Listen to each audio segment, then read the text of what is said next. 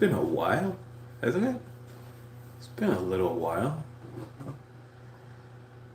Thought I'd pop in, say hi, say what's up. I don't really, I mean, I usually when I say I don't have anything to talk about, I have a lot to talk about actually. Uh, I don't really have a specific subject in mind though, besides gang stalking or narcissism. Obviously, I've been busy. I haven't been on live in a little while. I've been very busy, but I had a couple of free minutes. I figured I'd say hi, check on you guys, see how you're doing. I'm all right. Hopefully you are as well. Hopefully you're having a boring and uneventful weekend or a fun one, a joyous one. Hopefully it's not filled with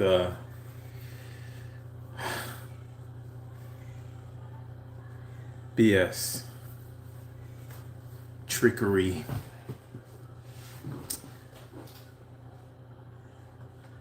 the devil. Hopefully it's hopefully you're having a good weekend. My glasses are dirty. Um, no one in the chat just yet. Oh, quit award. I am at pack up in a minute and head home. It's been raining good here. Really? What are you at work? Get that money. Get that money. Thunder and lightning. Oh, actually, thunder and lightning was in the forecast for my city as well. Didn't see any. I guess we got lucky. Hopefully, hopefully for you it calms down a little bit while you're on your way home, so you don't have to take work and then go home to rain and thunder. That seems unfair. Seems like unnecessary suffering. I don't like I don't like rain and thunder. I don't like rain because it's wet. I don't like thunder because thunder feels like God's judgment. Am I the only one who feels like that? Every time like it thunders, I feel like I'm about to get struck down for my sins. I know I sound like I'm making a joke. I'm not joking at all. Thunder makes me feel like I'm about to be struck down for my past sins. So I don't like thunder. I'd like to be home when it's thundering.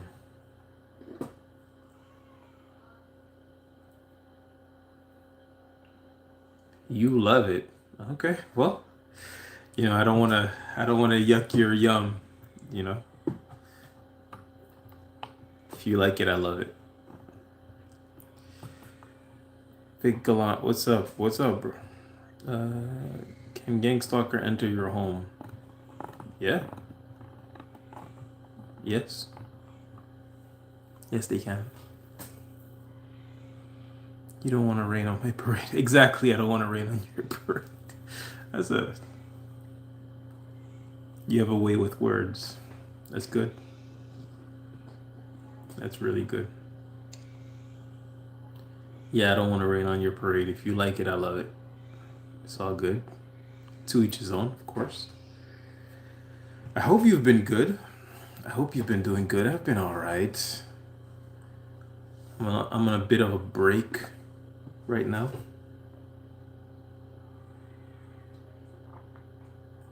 From work. I don't have much work to do these past few days, so I've been taking it easy.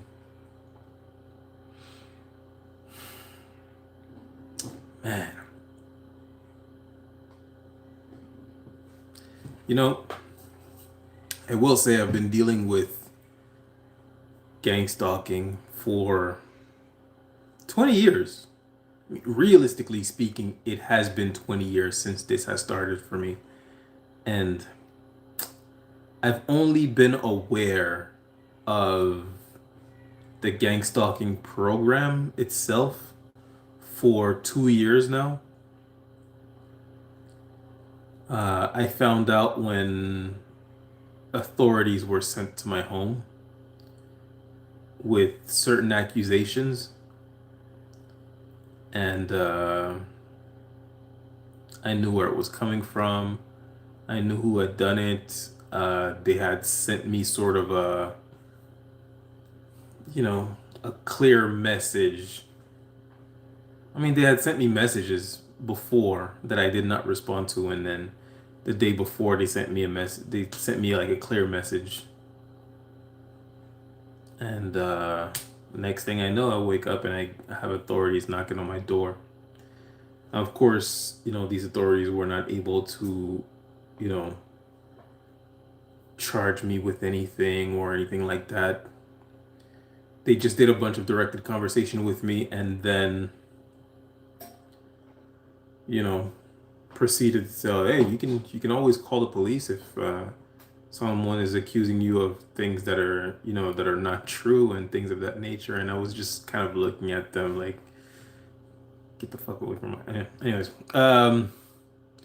sorry for cursing, but yeah, the point I'm trying to get to is I've only been aware of this program for 2 years now, the gang stalking program, though I've been going through it for 20 years, and still to this day, I wake up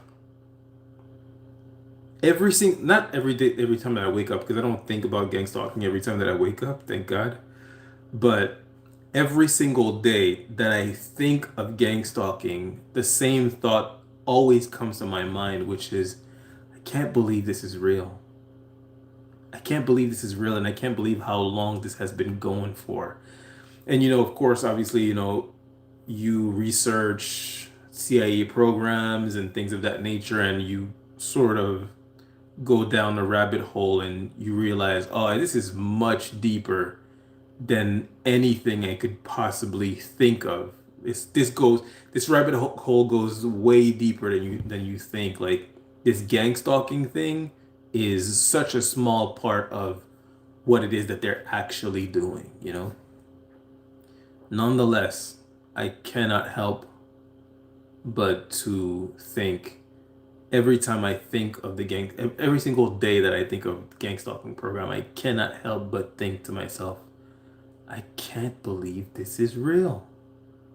My family is in on it. Every job that I've ever had since I was 20, I've lost because of this. My friends did turn on me. My family members are plotting against me. I was, never mind. I don't want to talk about that. Anyways, let me read some comments. Oh, I lost. Oh, there we go. I've been good, been hit with a little dew, but God is good. Hey, quit award. I'm sorry to hear that. I was actually talking about this with my wife. A couple of months ago, I had some really like hard hitting headaches, like strong migraine, and I had this nosebleed. My nose has not bled since I was like 12, but I had this nosebleed that came with it, and if I can be honest, I thought I had brain cancer. That's the truth of it. I really thought I had brain cancer because it lasted for like 3 days. And I haven't had a nosebleed since I was 12. And then it went away. Just after 3 days, it completely went away. And then I was watching this video of this other targeted individual who is being hit with directed energy weapons, and they described the symptoms that they were having, and it's the exact same thing. It's this like debilitating pressure in your brain and nosebleed, profuse nosebleed. And I remember when I had my nosebleed, I thought to myself, this is not a normal nosebleed. I'm leaking, like somebody just hit me in the face, like in the nose here. And obviously you put, at the time when it happened, I really just thought brain cancer or,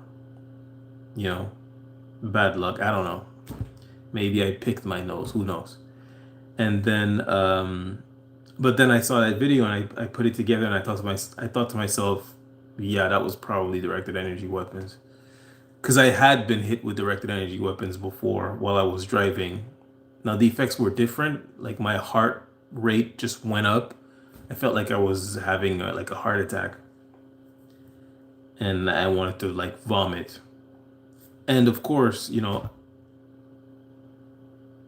didn't really think about it at the time, but I saw a video of someone explaining what had happened to them, and then I just thought to myself, "Oh man, that was a directed energy weapon." I mean, I saw the video like a day after it happened to me. I can only guess that they probably wanted me to see it. But yeah, I'm sorry this happened to you. That's not fun. Getting hit with directed energy weapons is not fun.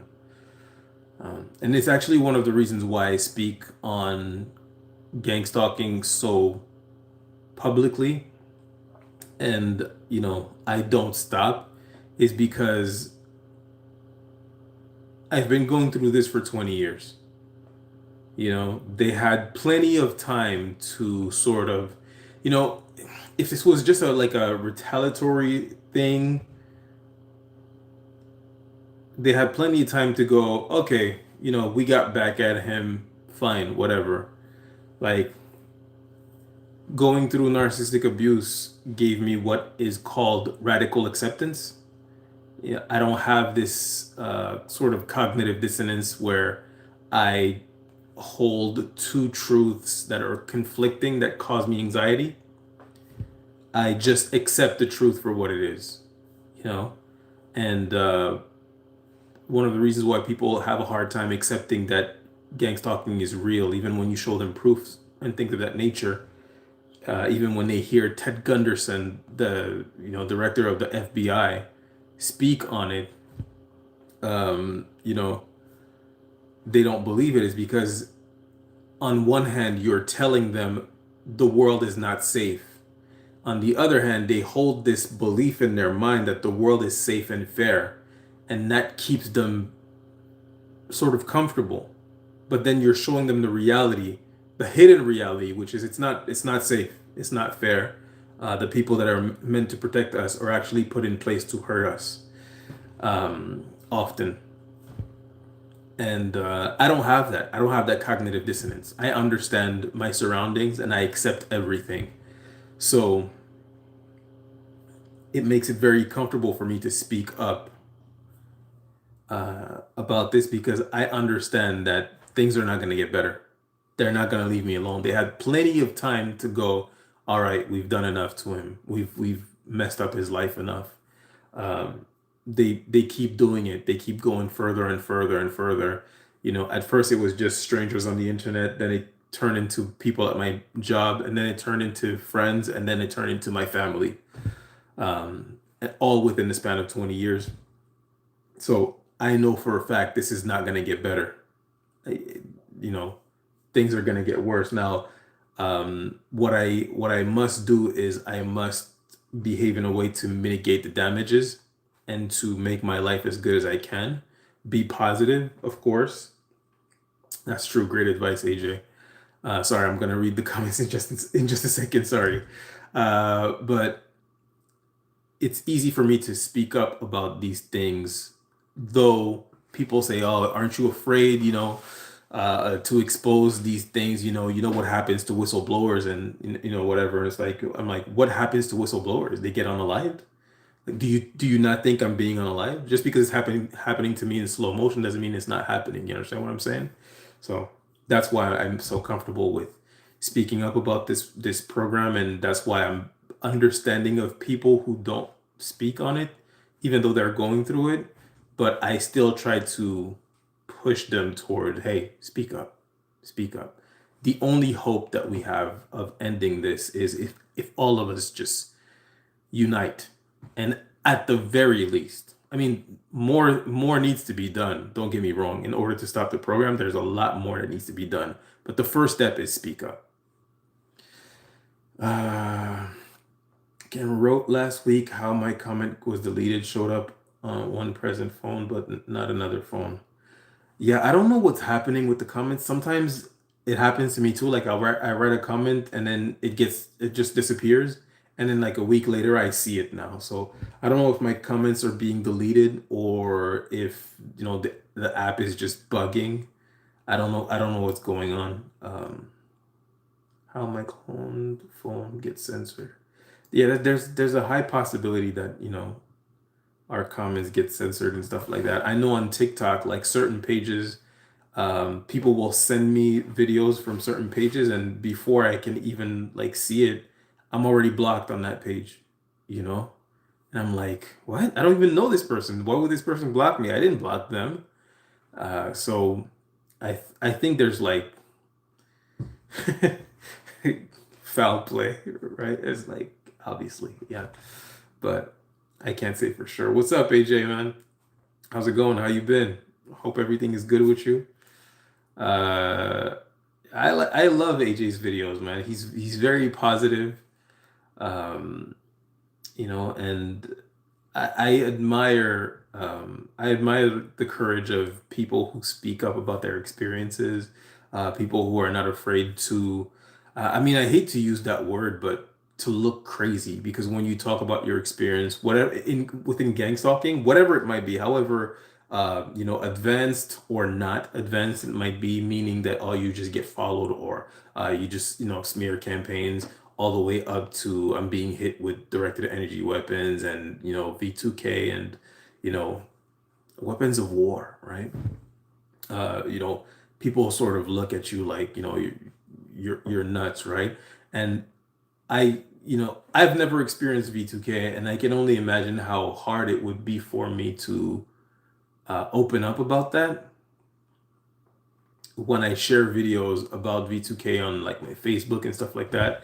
I always think to myself, well, my friends think that I'm hearing voices because I'm not. And if I was, I would speak on it. But then I think to myself, like, what if they think I'm hearing voices? I mean, they really think I'm crazy. Like this is hurting my credibility. But at the same time, I refuse to not speak on it just because I know that even though I'm not going through it, people like AJR or were going through it. So it is real. No matter how much, or how little I've experienced it, which is none, it doesn't change the fact that it is real. I've accepted that this is real. So I admire AJ's courage for speaking up on his experience, and I always say when it comes to the shame that we sometimes carry with our experiences as victims, victims carry a lot of shame, unfortunately. None of that should rest on our shoulders. You deliver it straight to whoever is behind your gang stalking. Um, I feel guilt for some of the things that I've done while being tortured, but I really feel no shame, you know, when it comes to the people that are participating in my gang stalking that I've talked about, or that I've actually gossiped about. I feel guilt for what I've done because I wish I hadn't hurt them. But I also understand that the reason why they're aware of the things that I said about them is because they were participating and spying on me.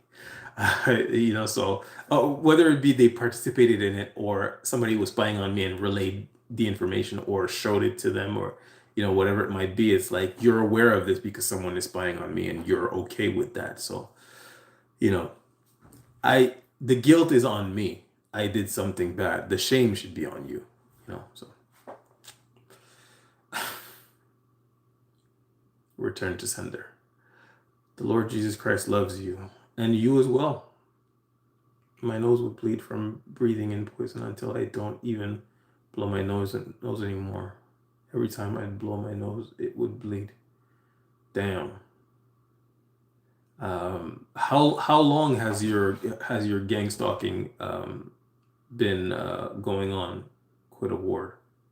Am I saying that word right? Is it Quita Ward? Is your last name Ward and your first name is Quita? Am I saying it right? It's important to me. I don't want to say your name wrong. Sorry. Good evening, chat. Hope everyone had a great weekend and start to the week. Keep your mind focused on the main thing, is that's you. 100%. Great advice, AJ. AJ is just a positive brother, man. I love that. We need that. We need positivity because, uh, you know, the torture program coupled with the loneliness that this program brings, it's important to keep your eyes on the prize, which is make your life better and stay positive. Focus on what you can control. As much as when you're in a panic and things are going wrong, that sentence will piss you off. I know it pisses me off, or it pissed me off back in the day when I heard people say that, when I was like, my life is falling into shambles right now. I don't know how I'm gonna pay my rent. I don't know how I'm going to pay this, pay that, whatever. And people would say, just focus on what you can control. And I'm just like, I can't control anything. They're in control, whatever. But the truth is, there are certain things that you can control, and you should focus on that. Uh, Good advice. Yeah. Hey, everyone. I hope everyone is safe and blessed. Were you safe during the Canada fires? We don't move in fear. I hope you're doing well too. I'm doing pretty good. I'll be honest with you. Can I be honest with you guys for a second? I live in Canada. I live in the second or third most populated city in Canada. Um, I haven't seen any fires. I don't think there's fires.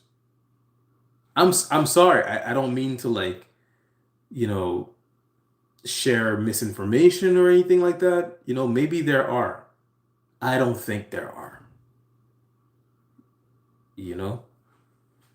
Now, you can call me paranoid if you want, a conspiracy theorist. I think they're poisoning you guys. I haven't seen or heard of any fires. I live 6 hours away from New York, and all I see is New Yorkers complaining about the smoke coming from Canada. What smoke? What fires are we talking about? And then they're saying, oh, this smoke mixed with the oxygen is creating a poison. It's like, what? This is all very suspicious to me. Very suspicious. Anyways, the comment erase was taken from a snippet of Stalker wrote posing like a TI, yet there is more. Really? Yeah, I mean, I don't remember seeing anything, so it probably got erased before I got to it. But yeah, sometimes I'll write comments and they just disappear. Like, I'll go back to the video and they disappear, and then I'll go back hours later or a day later, and there it is. I don't know what's going on. What's up, Knox? If you haven't hit the like button, please. Thank you very much, AJ. Thank you. Yeah, if you guys don't mind hitting the like button, it does help with the algorithm. It gets more eyes on the channel, and I try to help people. Which brings me to something that I wanted to talk about. And I get a lot of people sending me messages like in a panic saying, help me, I'm going through gang stalking and all of that. And I totally understand the position you're in, because I've been there, like when I was in a panic over all these tactics being used against me, and me losing my job, people mobbing me at work, and I didn't understand what was going on. Obviously, the people contacting me have the luck within their misfortune of actually knowing what's going on, which is gang stalking. At the time, I had no idea what was going on, so I was in a panic as well. But I just think, it's very unfair to, like, send me messages panicking and, like, resting all of your hopes on me, as if there was anything I could do, to help you beyond what I'm already doing, and I feel like, I mean, I don't want to say that, when you send me messages like that, like, please help me and things like that.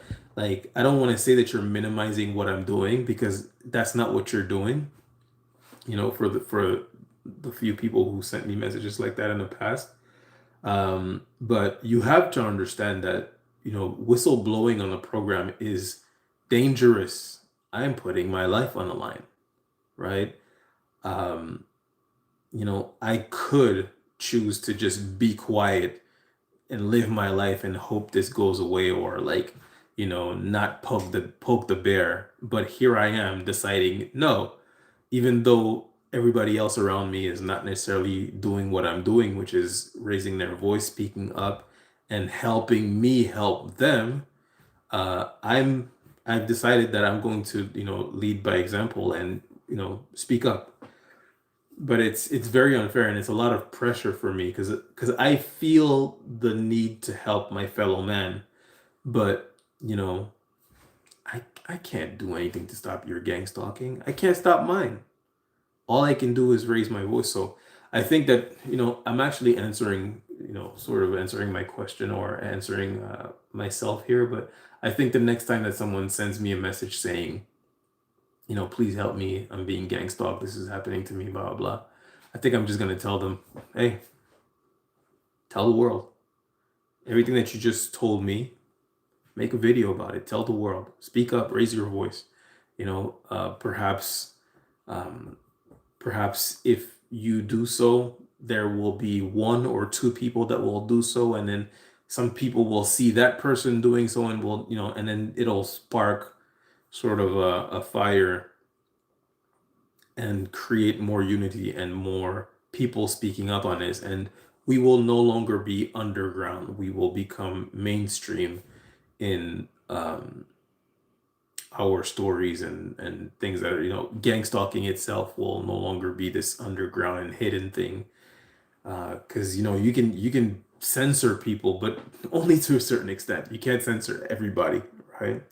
So, I mean, I think that Lisa Legg is proof of it. Like a lot of us are silenced or suppressed. But Lisa Lega has like 400,000 followers on Instagram. When she posts something, it gets traction. Now it doesn't get as much traction as like someone who with 400,000 subscribers should, but it does get more traction than most. So, um, I definitely think that if all of us spoke at the same time or together at the very least, it would be much harder to keep this program secret, and it would speed up the process of destroying it.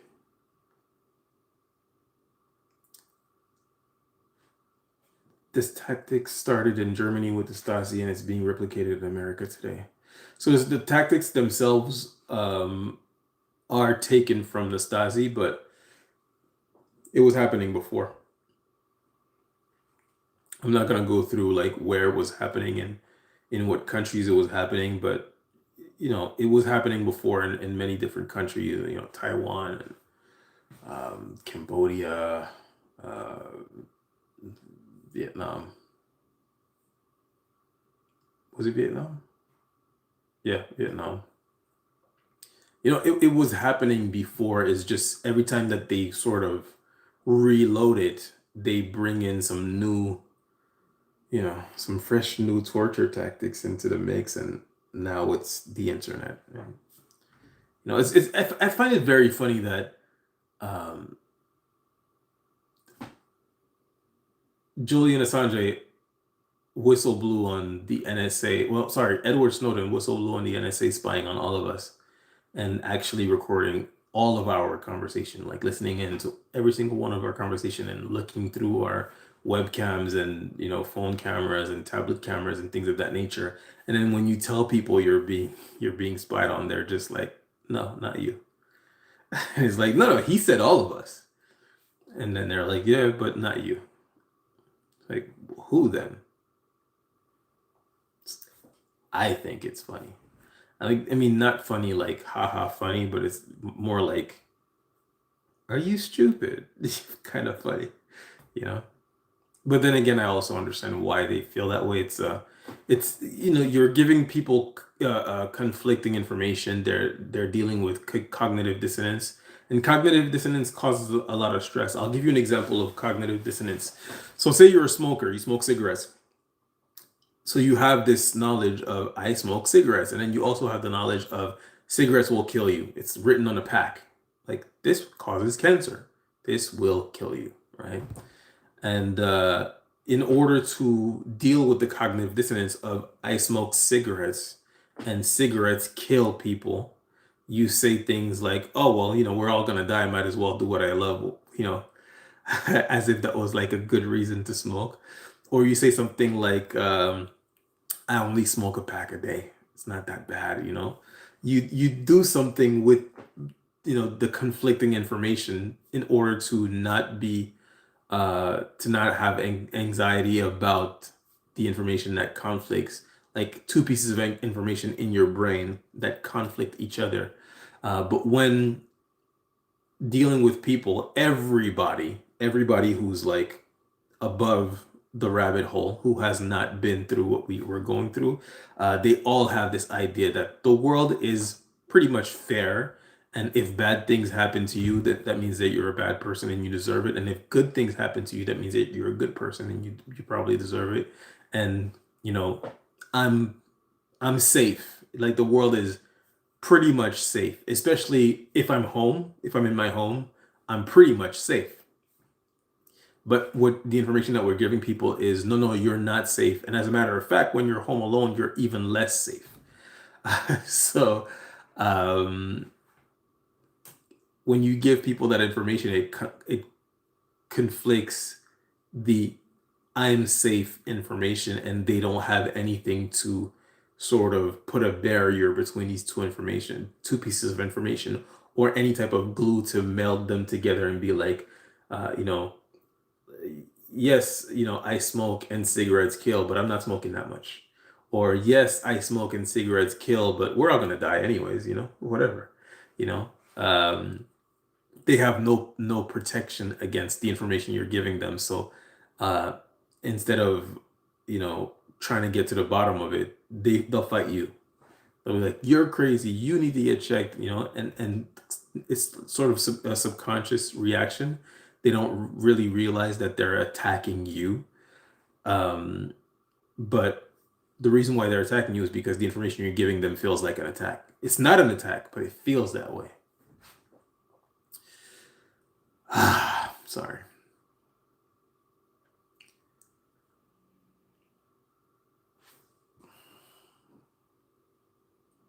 Kita, Kita Ward. All right, Kita. Thank you. Thank you. That's a nice name, Kita Ward. Kita. I'll call you Kita. Kita is a nice name. I've noticed it for about 3 years now. As I look back over my life, it's been going on since I was born. I have no doubt about it. I hear it constantly. You know, we know they're lying about the fire. Yeah. Kita, don't get me started. What fire? What fire?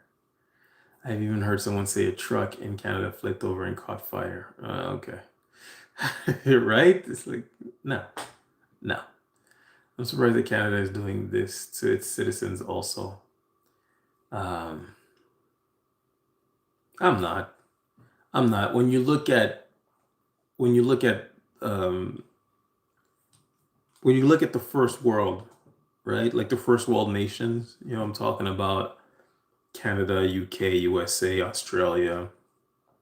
Um, you know, these are pretty much the worst places to be for gang stalking. They've been taken over a long time ago. Not shocking at all to me. Hey, say what? I'm good. How are you? That's crazy. If there really is no fire in Canada, but I wouldn't be surprised if they were lying and causing fear or something. Yeah, I I've seen no fires. I've heard of no fires.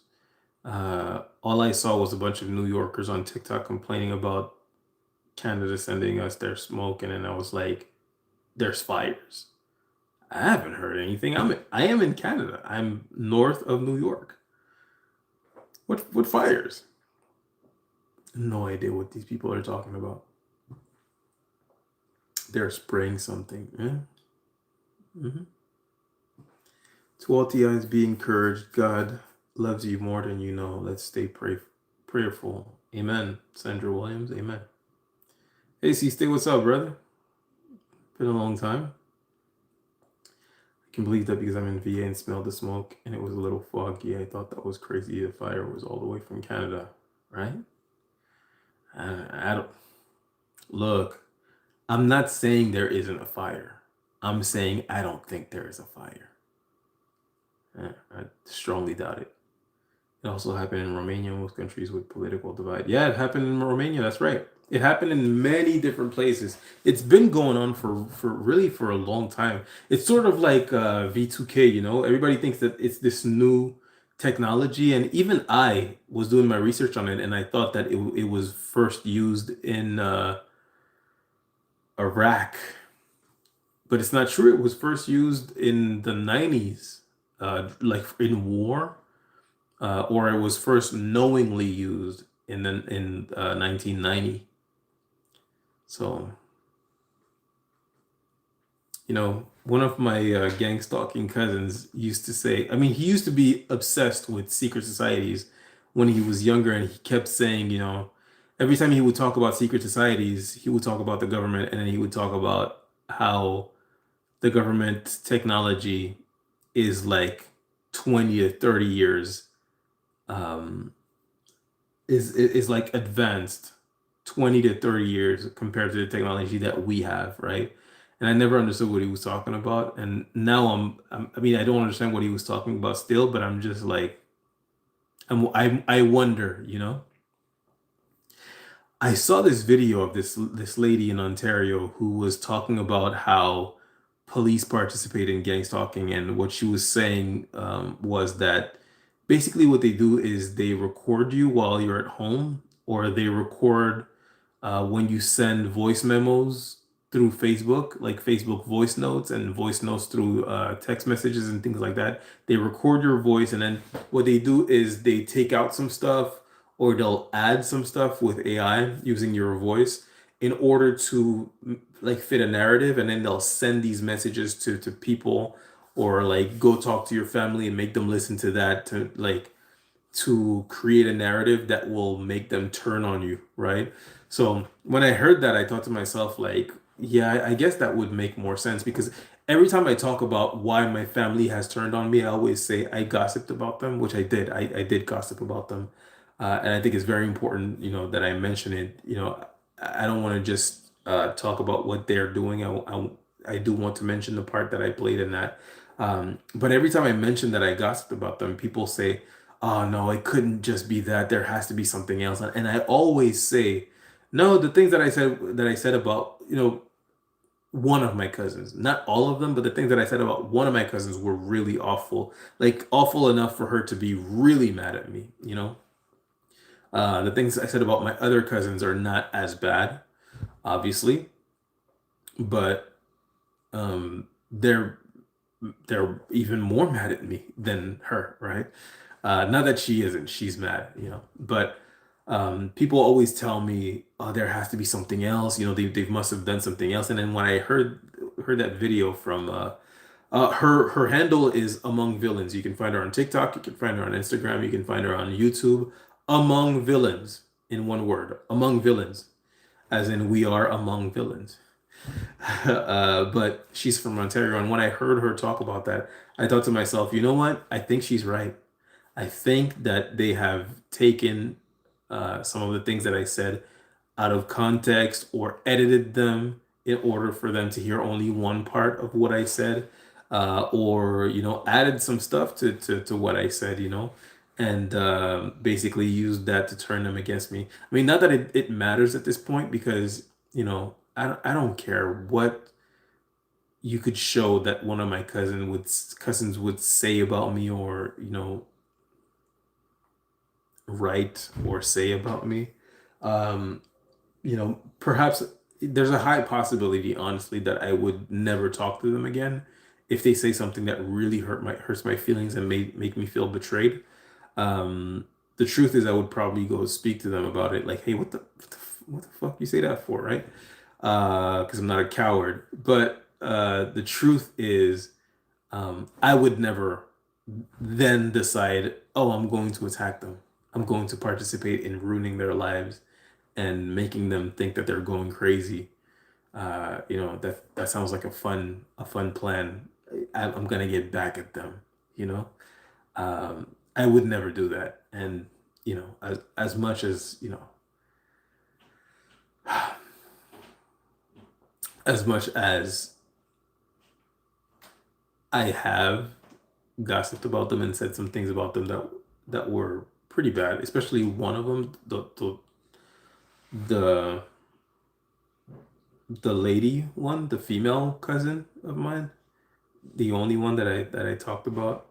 Um, it doesn't justify her behavior. Yeah. Anyways, um, where was I? Likened to the Red Hunt for Soviet spies in Hollywood who were executed. Yep, absolutely. Question: What did you do against the person who attacked you? I hate such people. They are so stupid, but try to show themselves smart. Well, when it comes to attacks, what I usually do is I'll just um, document it. Like I'll screenshot or I'll record video or audio record if it's happening right in my face. I'll record.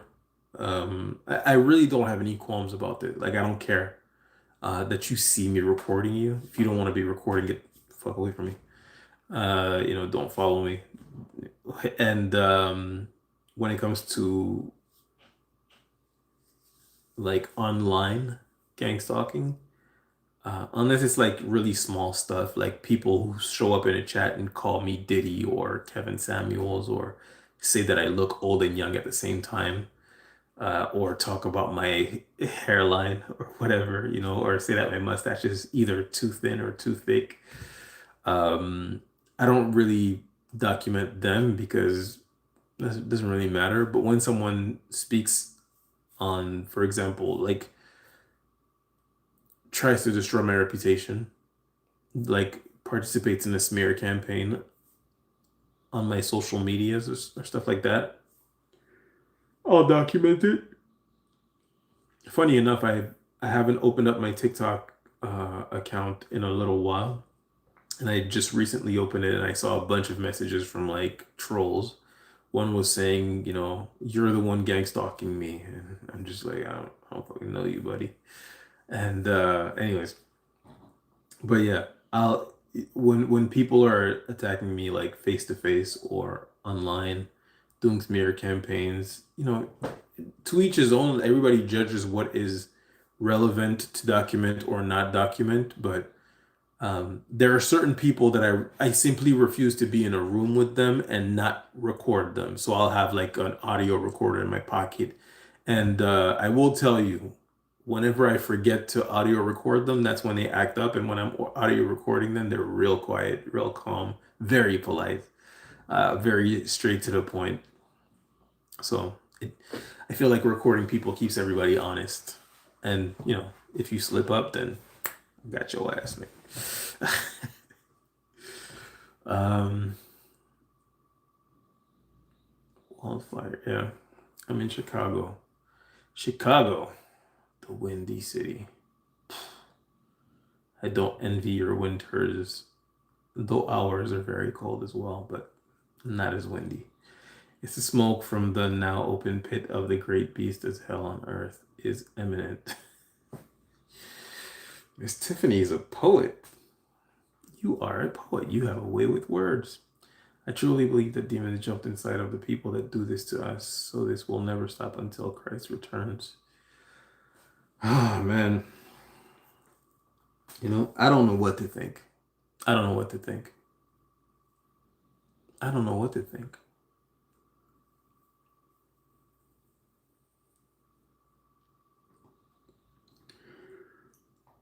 You might be right. You might be right. I think you're right. How was Chicago? I hope you're saying the whitewashed image of a loving bronze-skinned Jesus with woolen hair from the Middle East to the white guy with blue eyes and long hair and razor-trimmed mustache of white supremacy patriarchy that is intolerant and says you go to the pit unless you do what I say. Anti-freedom, freedom fighters, and fake riots. Worship of false idols by so many. It's in the water. It's in the water. What water? Chicago is bipolar. I know all about that.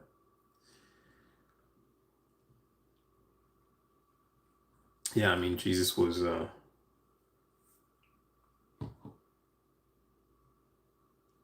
tell you one thing, Jesus did not have, I mean, he probably didn't have blue eyes and fair skin. I, I doubt it. Strongly doubt it. Who knows? Hey, Tuesday, how's it going? How are you? Yeah. I mean, like I said, I didn't really have anything to specifically talk about. I've been busy the past few days, and I still put out a couple of videos. I put out a part of my interview with Marcus, pushing out positive on YouTube, Instagram, pushing out positive. I really liked that interview. I thought it was really great.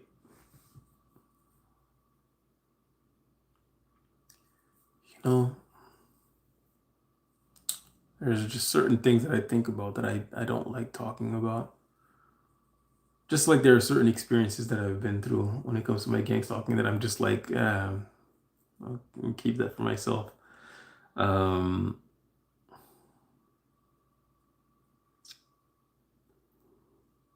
you know, I guess I just wanted to come by and check on you guys, see if there's anything you wanted to talk about, kind of give you a bit of strength to go on. Thanks, Udo Moving Fair. I appreciate that. I appreciate that a lot. Um, yeah, I don't know if you guys saw the interview I did with um, Corey, Corey Panico. He's the first person that I've spoken to who actually talked about like nanotech and stuff like that. Um, a subject that I'm not very well versed in, obviously, but I, of course, try to keep an open mind when it comes to that because just because I'm not like,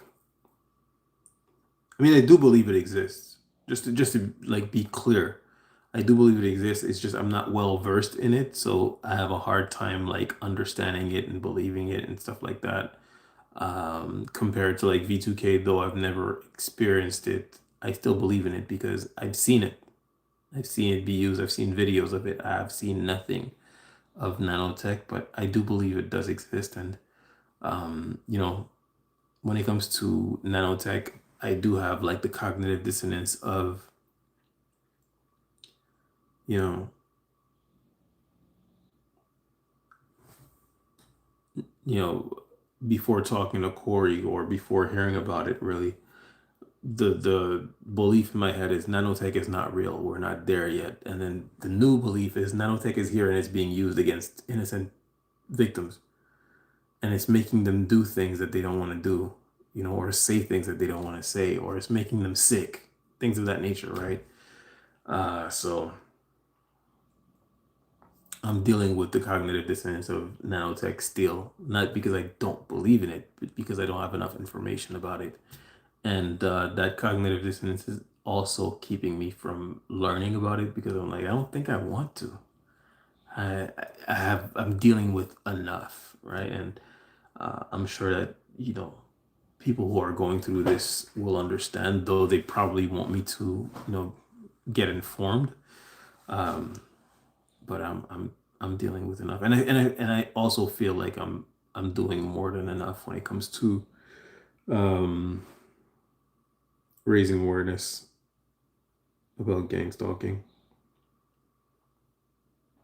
Anyways, and sorry. Stalking is also a form of psychological torture, realizing that is half the battle. True, removing their power by not reacting but reducing effect, making them powerless. I agree. I agree. Um, it's funny. I had this gang stalking coworker. She was actually my superior. I was this gang stalking coworker a couple of years back who messaged me, "Hey, I just wanted to check how you've been. I saw the old messages that we shared. I think I told her happy birthday like 10 years ago. But she was like, "Oh, I saw the old messages that old message that you sent to me years ago, and I just wanted to check how you were doing." And I just immediately blocked her. I was like, immediately block. Shut up. Shut the hell up. Don't talk to Shut your mouth talking to me. How dare you? Um, but yeah, I do agree that knowing is half the battle, and to me, the hardest part about being gang stalked was not everything that was happening, though. I mean, it was awful. It was awful. Don't get me wrong.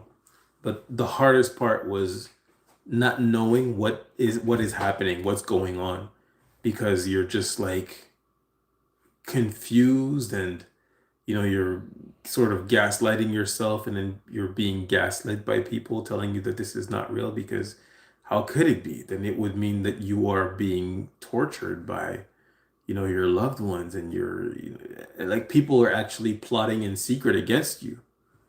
Who are you to have people plot in secret against you to like destroy you and hurt you and make you feel like you're going crazy? Like, and also that would mean that these people are evil. I mean, the truth of your experience means a lot of things that you know people are either not ready to accept, or that are too unbelievable to be believed. And I think that one thing that they fail to understand, and I don't think that it'll make a difference if they do understand it. But one thing that they do fail to understand is that I also like I'm going through it, and I think it's crazy. Like, you think I don't think it's crazy?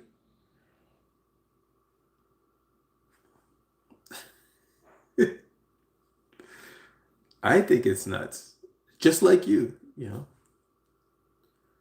But it is happening.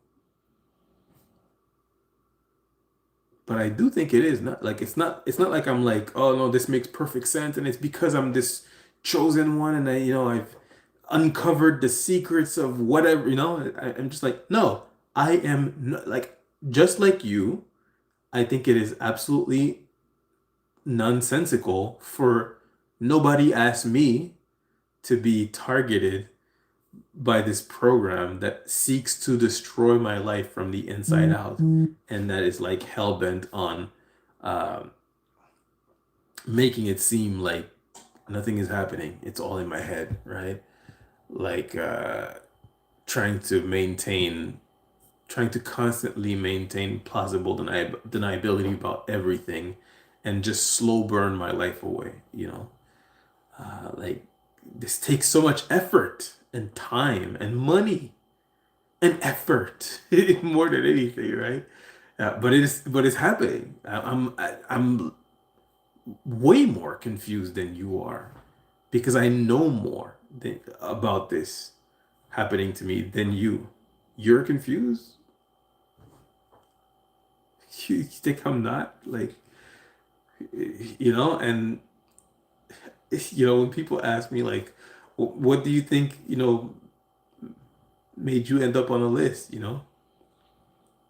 I go, I pissed off a law enforcement officer on a Pitbull messaging board 20 years ago. Literally, that's how it happened. I didn't whistle blow on a, police operation or corrupt police operation. I didn't whistle blow on Boeing.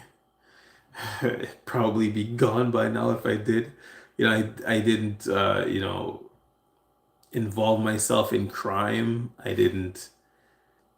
Literally, I joined a Pitbull forum, and some guy who kept writing in all caps to everybody for some reason, psycho, like, he just kept looking for beef with everybody, and I gave it to him. I just insulted him. He was a law enforcement officer, and here I am 20 years later. You know, I've lost countless jobs. I've lost, a business, relationships, friendships. I've lost, I mean, pretty much my entire family. Pretty much.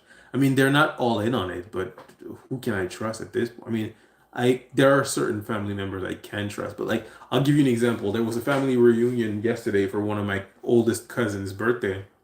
Not the oldest, but the second oldest, for his birthday, and I was gonna go with my wife, and my wife didn't want to go because I mean, she doesn't want to go because she's just like the energy is off.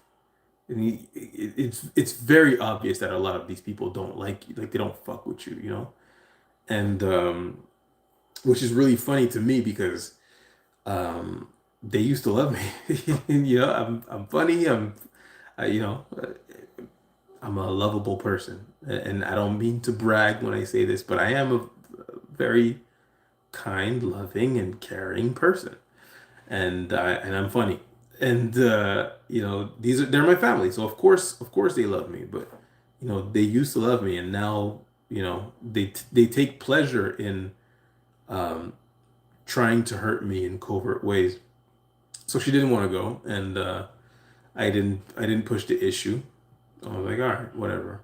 But I did decide that if she's not gonna go, I'm not gonna go alone because I was thinking about going alone, and I was like, first of all, it's far. Second of all, I'm gonna get there, and I'm gonna talk to a few people, but I'm just gonna like, why am I putting myself among enemies? Because one of his brothers is in on it, and he's probably gonna be there. It's his brother, so the one who's like closest in age with him. So I just decided whatever. I'm not gonna go. And I thought that was the right decision that I made because why go spend an evening among my gang stalkers when I could just chill, be with my wife, and not be around people who hate me.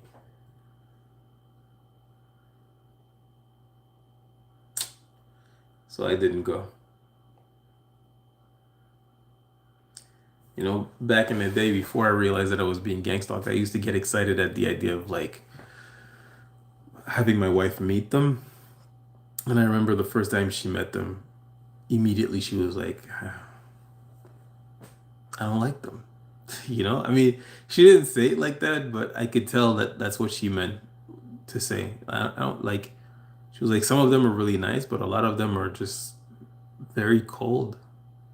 And she was like, it's not like your family on your dad's side. And I was like, because I showed her, I took her to a family reunion on my dad's side, and it's just like, I mean, don't get me wrong, I do have cousins on my dad's side that are in on it as well, but they're related to me on my mom's side as well.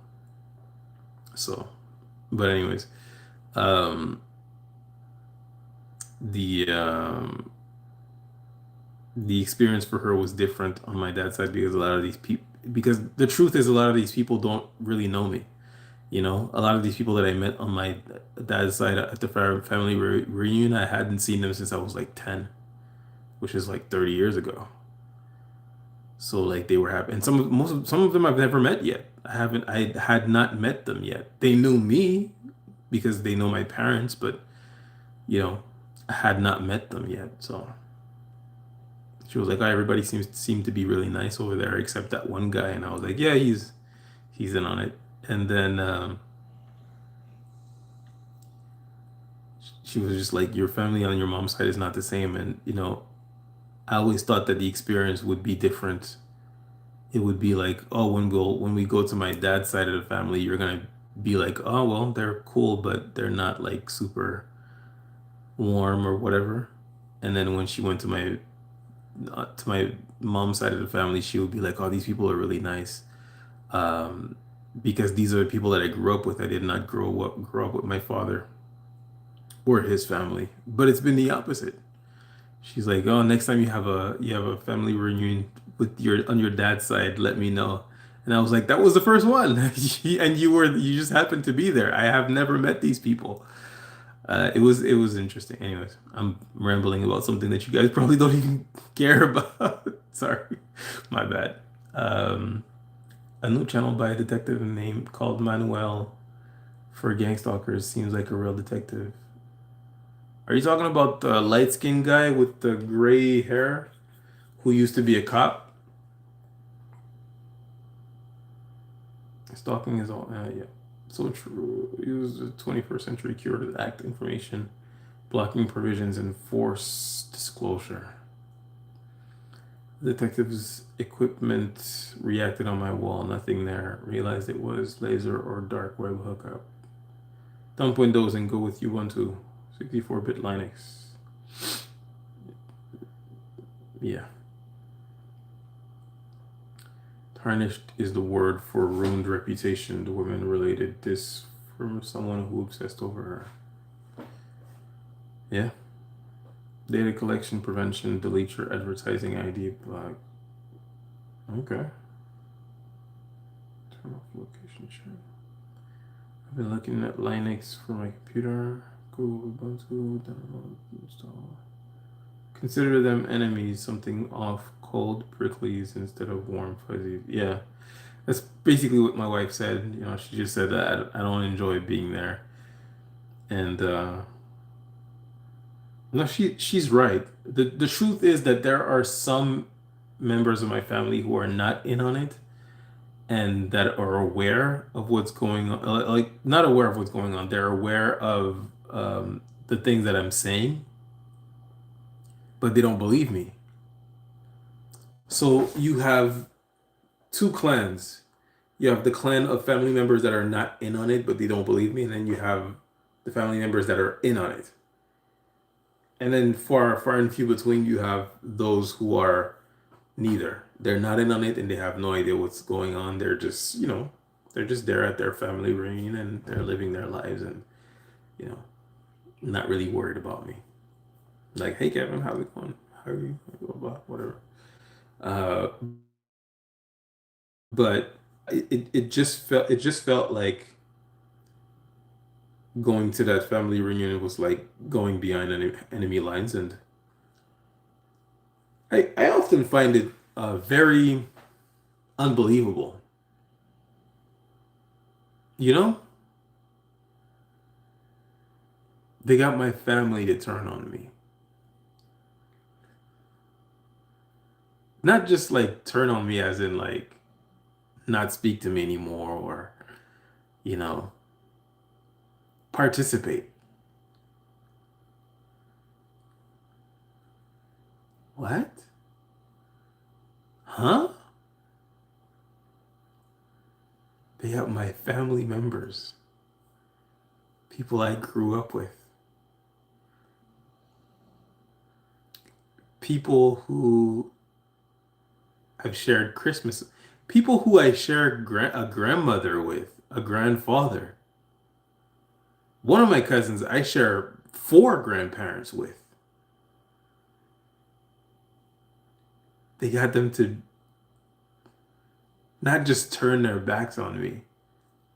I mean, don't get me wrong, some of them have turned their backs on me and are not speaking to me anymore. But way more have decided to participate in it, and uh, set traps for me, do directed conversation with me.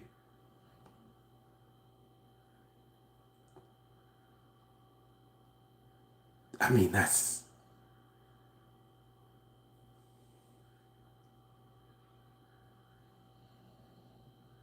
I wonder, I wonder if it was hard. I wonder if it was hard to convince them to turn on me. You know, this actually makes me think, and I'm sure, uh, people who are my age, 40, and who have seen Denzel's. adaptation of the Malcolm X movie, or anyone who's heard of the story of Malcolm X, I'm sure you'll understand what I'm talking about. When I watched Denzel's movie, Malcolm X, and I saw that um, the Nation of Islam had turned against him, that Elijah Muhammad had turned against him, that his own brothers had turned against him, that the man who unalived him was a black man. When I saw that, I thought, that's impossible. How could they turn on Malcolm X? He's he's the one who carries the torch. They turned on him? How is that? And then, of course, you hear about COINTELPRO. COINTELPRO, which was used to dismantle the Black Panthers, which was used to attack Martin Luther King, which was used to attack Malcolm X. Basically, it's like, smear campaigns and, causing chaos and destruction within their group in order to divide and conquer. And you would think, that someone today in the age of information would be smart enough to understand that you can't let outsiders make you turn against your family. You can't trust an outsider that is convincing you to turn against your friends. You can't trust an outsider who is convincing you to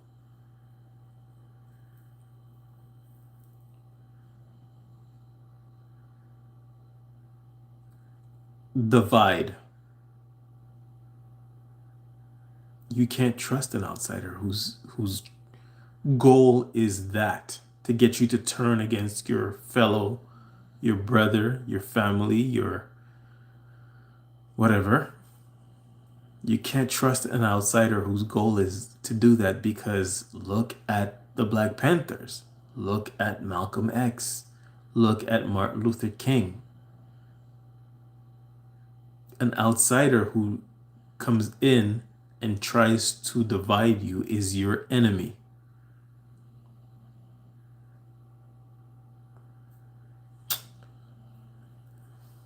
I guess they don't read books, or they don't. No, I don't. I mean, I don't want to be harsh on them, because these people are very good at what they do. They grab you by the feelings, and they know exactly what to show you and what to say to you, what to offer you, what to threaten you with, in order to get you to turn on your kin. So I wonder if it was easy. I wonder if whoever turned them was like, well, that was easier than I thought. These people are fools, morons.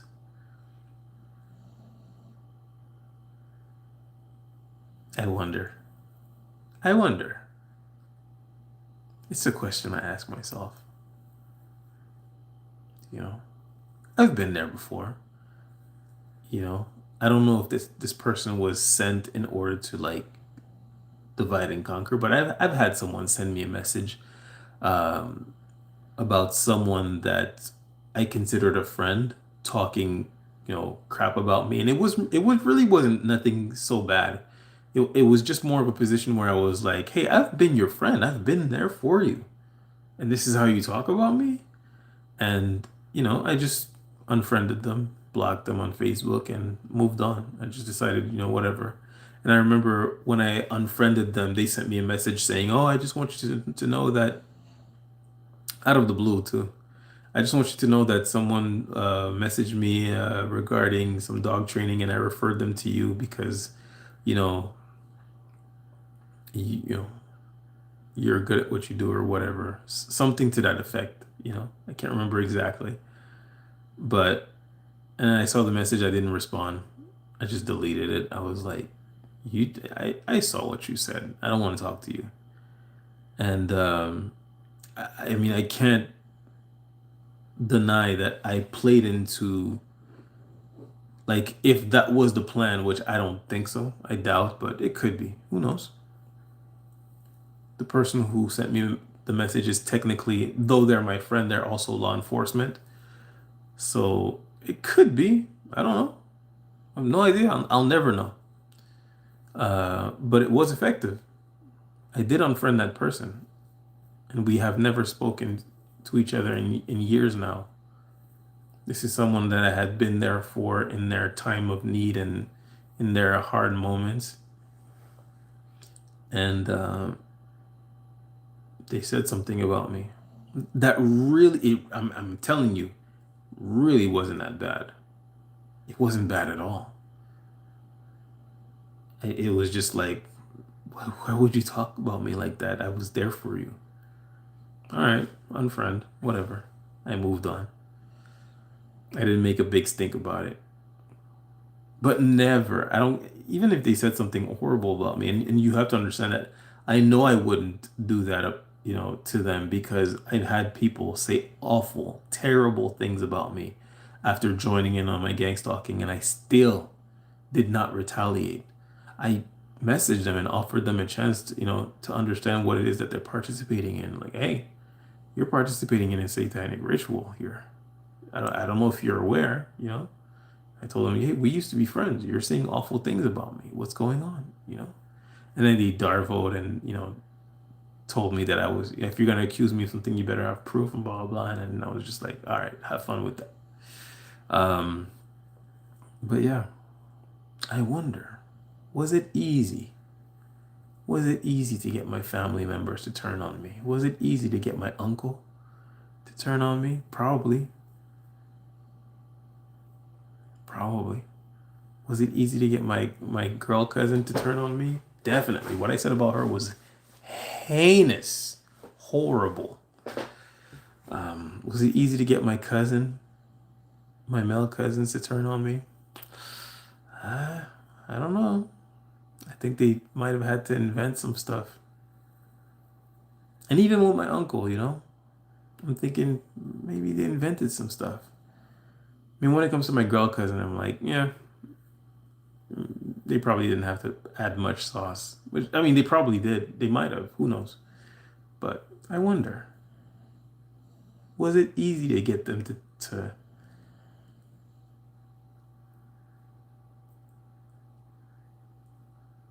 dirty their souls? Who knows?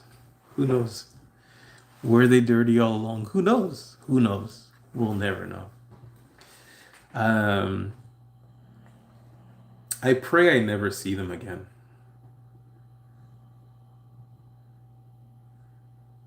I pray I never see them again. What a strange sentence, Andy. What would you do if when you're okay, so he said yes would go? You want to give that a second try? I'm sorry, I'm being an asshole. Uh, the sentence is a bit incoherent. I'm having a hard time understanding it. Perhaps you want to try again. I feel like I was still being an asshole. I don't mean to be. So I said, you're grown, move along. You're no longer welcome here after being absent 24. Well, wait, what? Hold on. Let me go back. Consider them enemies, something off, cold pricklies instead of warm fuzzy. Yeah. You're right. Best not to be where you are tolerated. Yeah, that's right. Go where you're celebrated. My wife was right. It's the second time that we actually have that incident where my family invites me to reunion. I mean, even when my grandfather passed away, she didn't want to go to the funeral because she was just like, "Your family sucks." And I was like, "My grandfather died." And then, I got her by the emotions and she was like, "Fine." But the first time it was my cousin's birthday, whose birthday it was yesterday. Not yesterday, this week, who actually has the same birthday as my wife. So essentially, I was asking her to go spend her birthday with people who hate us. So, you know, I didn't make a fuss about it. But it's the second time it happens, and she says no, and it's just like, um, when she said no, it was just like, I can't, I don't have a. I mean, I could argue this. I'm a good lawyer, I could argue this and win, but I was just like, I don't have any good arguments. My heart would not be in it at this point. So I was just like, you got it, my love. It's fine. And then she asked me, what are you doing tomorrow? Let's go to this place. And I was like, no, because I'm an asshole. But also because I was tired. I was socializing all day that day and I was already drained. Yeah. They got my family to turn on me too. Yeah. Yeah, they'll do that. It's hard to believe, But then again, everything about this program is hard to believe, you know? I called my history teacher, my high school history teacher. High school. I'm not young. And I called my high school history teacher to tell him about this stuff because he's the one that told me about the Nazis and, World War II and all of that. And obviously, when after the war, that's where Zasetzung happened. And I was basically explaining to him that, this program is still happening, and all of that. And he didn't have a hard time believing it because he's a history teacher. He knows history. But he was like, yeah, but why you? And I didn't have a response for him. I didn't have a response for him. And he kept asking, I understand, but why you? And then he gave me a book to read. The book is about the futility. Well, it's about a man who goes through Zersetzung type of torture at the hand of this rich politician. And then he gets his revenge. And by the time that he gets his revenge, his revenge is, he loses everything and then he comes back and he gets his revenge by taking the man who was behind his torture. He takes his wife. He gets his wife to basically divorce him and leave. He gets his wife to fall in love with him and leave the guy who was behind his torture. And immediately after the man loses his wife, he just finds another woman and remarries. And it's about the futility of revenge. It's just like, it just explains how empty he felt after getting revenge. He just saw that, here I am. I've wasted years of my life. The name of the book is La Moquerie. It's like the joke, right? In French, or the jokery, I guess, or something like that. The joke. And it basically illustrates the futility of revenge. It shows I've spent years of my life focusing on how to get revenge on this man and how to destroy his family and destroy his life and all of that. Meanwhile, the second that I was able to hurt him, he pivoted right away and just moved on it with his life. And it just showed that's what I should have done.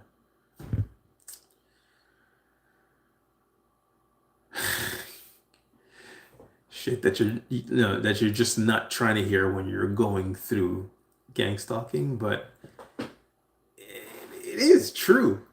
It is true,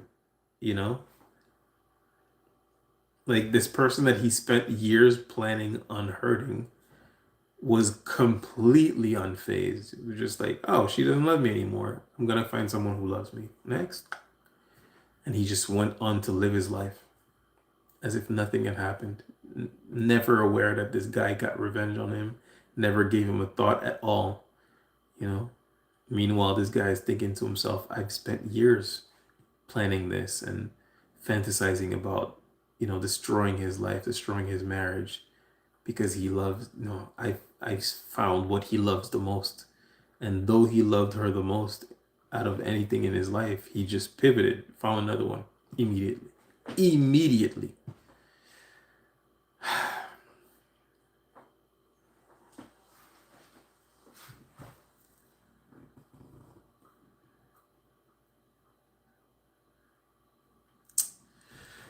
There's a message in there, right? For the life of me, I can't figure out how they got our family members turned against us. Um, Lies, manipulation, bribes, threats, blackmail. Take your pick. It's one of them. There's no like ifs, maybe, buts, whatever. It's one of those. Lies, manipulation, trickery, bribery, blackmail. And for some of your family members, it's a combination of those. I'm doing okay at work now, super tired. I think the chosen one stuff is a little much myself. No offense to anyone that believes they're chosen. It's just not for me. I agree. I don't really look at it as a chosen one. I don't, well, I think of myself as a chosen one as in like I'm a child of God, but I don't think I was chosen to be tortured because I'm a chosen one. I think I was a nail that stuck out. I got noticed by the wrong person. That's it. I don't see myself as any more special than anybody else. For all intents and purposes, I am nobody.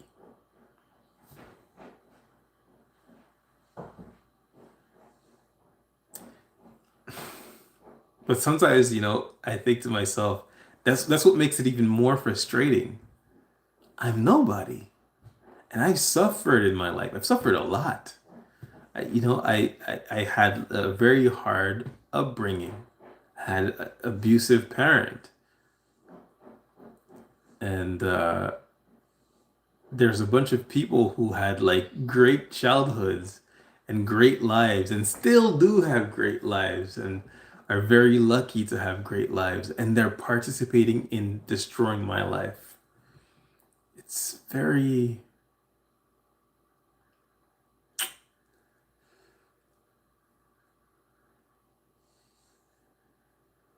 ironic. It's ironic, isn't it? Is that the word? It's ironic. These people have great lives, and here they are focused on destroying mine. When, I had a hard life and I'm just trying to make it as good as I can while going through this crap. They've decided to join in. Or maybe they don't have great lives. Maybe it's just image.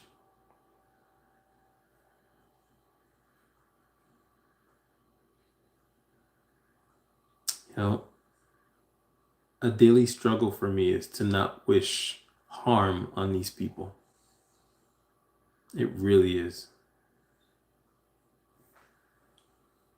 When I give in to like my darker side, I wish really awful things on these people. And then when I no longer give in to my darker side, when I get back to me, who I truly am, I uh, I just wish them the best.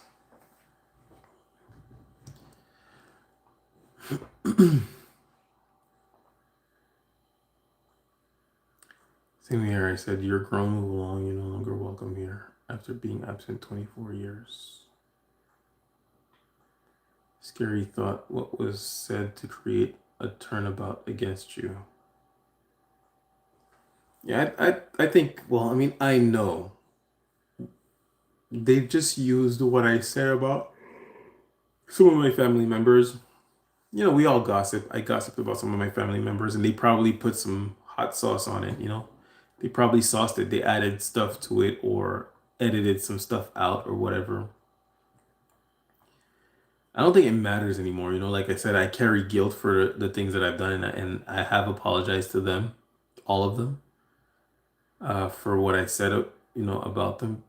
Oh, there's one person that I didn't apologize to, I think. I think I didn't apologize to my uncle. Yeah, I think I didn't apologize to him, actually. He probably deserves it the most, to be honest. I don't think I'll ever apologize to him at this point. But I will say that he probably deserves it the most. I just don't care anymore. You participated in that stuff, and you know he may feel like he hasn't played a huge part in it because he hasn't done anything to me besides gaslight me. And gaslighting feels very small to the person who's doing it, and feels huge to the person who's receiving it on the receiving end of it. Um, so he probably feels like he hasn't done anything, but just the fact that he knows and he gaslit me about it, and he's pretending like nothing is happening, which is, you know, the gaslighting part as well. To me, it's huge. It's really big. It's not like I don't take it lightly. So I just don't feel like I owe anybody an apology anymore. And you know, for what it's worth, I am sorry, and perhaps he'll never hear the words. I just don't feel like he deserves it anymore. Um, so man, I just don't.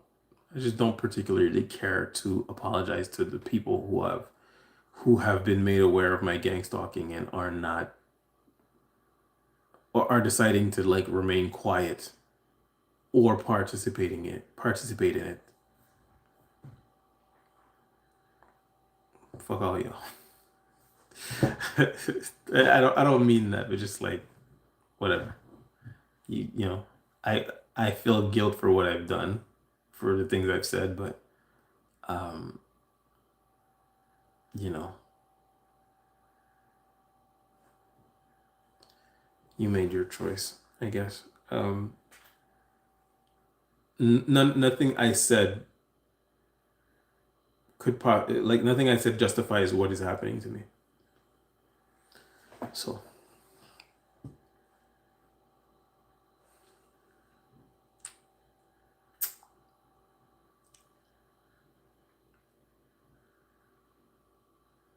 how dare you talk to me like that? I don't want anything and owe you zero. Have a nice day. More like have a nice life. Cut them off. They will regret it after you're eventually gone. Preserve yourself and your independence. I don't think they'll ever regret it. And I'll be honest, I don't give a shit if they regret it or not. I really don't. I really could. I, I'm sorry. I have to curse. It makes me feel better. I couldn't give less of a fuck how they feel, because they don't give a fuck how I feel. As a matter of fact, they feel joy when I'm upset. They've made that clear. They feel joy when I'm upset. I don't give a fuck how they feel. You know? Fuck you and your mom.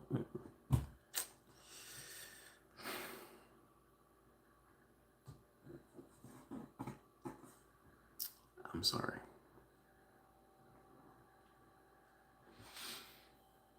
What did Jesus say? Who is my mother, brother, etc.? Oh, I don't know what you're talking about, Kita. Could you clarify? I might need a passage right now to tell you the truth. I'd like to know what you're talking about. Must be a witch or warlock spell work.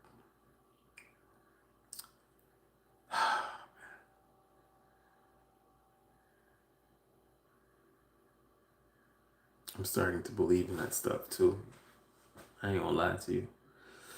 Since being gang stalked, I always wondered what exact words they were using to get them to turn on me. I now know they were using money, lies, drugs, fear. Yeah. Mm-hmm. Mm-hmm. That's right. I lost healthcare access. They play a deadly game. I sourced my life saving drugs. of transition from alternate non-healthcare resource legally. Damn. Satan turned them. Satan did turn them. I mean, by all means, this is a satanic this is a satanic ritual, a satanic torture ritual that they're participating in. So, oftentimes I don't even think to myself like, oh, I want them to stop for me. It's not for me. It's for you. You have been fooled by Satan.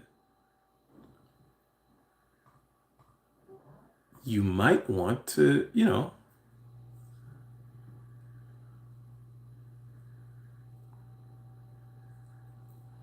anyway.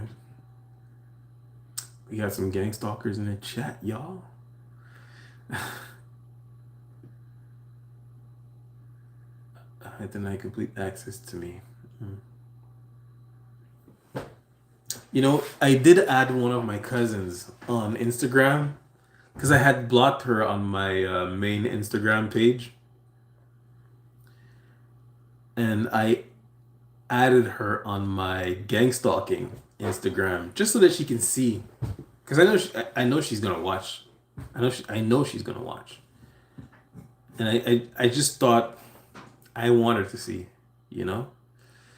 Kita, thank you very much for the super chat. Read Matthew's 12:48. Matthew chapter 12, verse 48. I'm going to read that right now.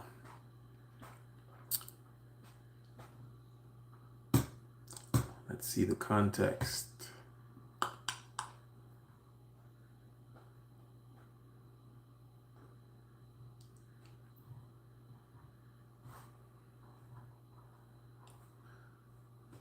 While Jesus was still talking to the crowd, his mother and his brothers stood outside wanting to speak to him. Someone told him, "Your mother and brothers are standing outside wanting to speak to you." He replied, "Who is my mother and who are my brothers?" Pointing to his disciples, he said, Here are my mother and my brothers. For whoever does the will of my Father in heaven is my brother and sister and mother." That's actually beautiful. Thank you, Kita. I appreciate it. They're not your family. Those who are in it. Yeah. You're right. You're right.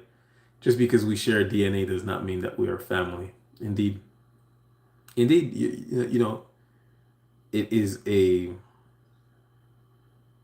is a great way to see it because it's the true way of seeing it. Family is not who is related to you by blood. Family is who treats you like family, who behaves like family, whose behavior aligns with people who deserve the title of family.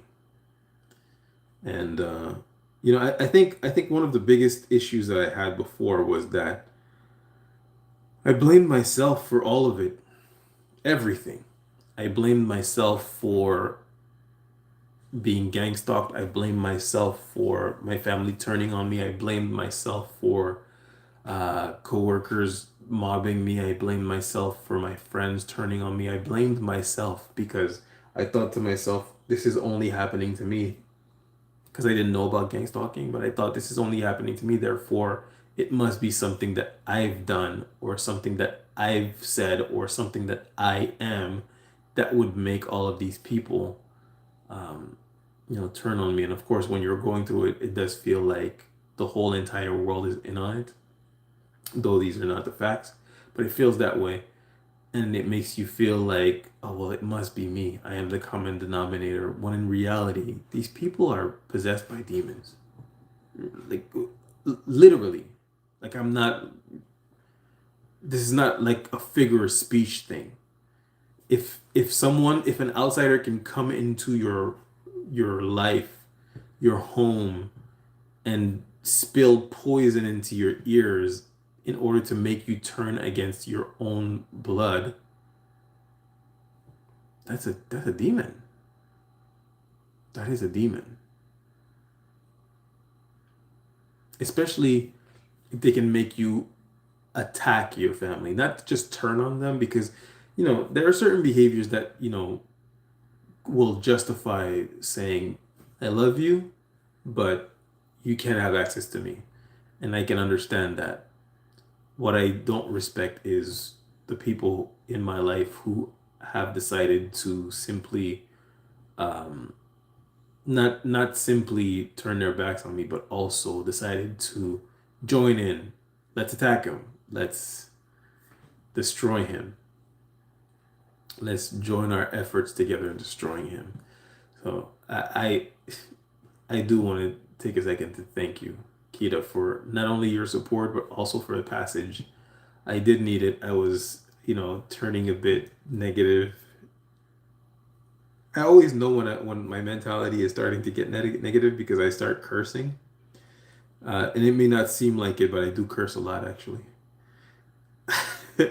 I don't look like the type of person that curses a lot, but I do curse a lot.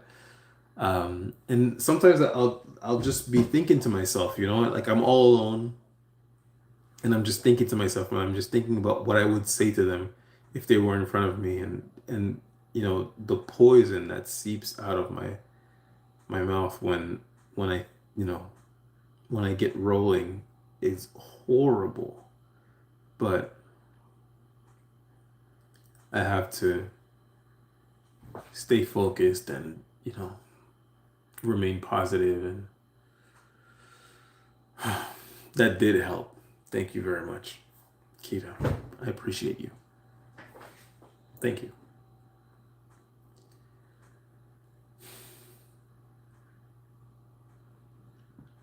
Where was I?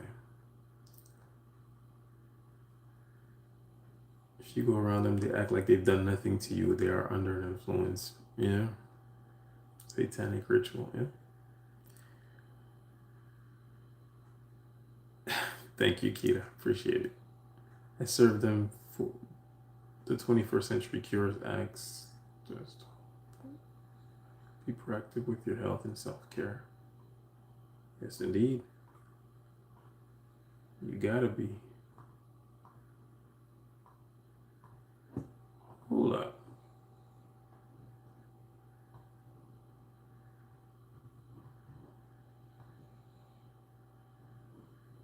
Oh. My screen just froze. My computer just froze. This literally never happens. Oh, I guess it didn't.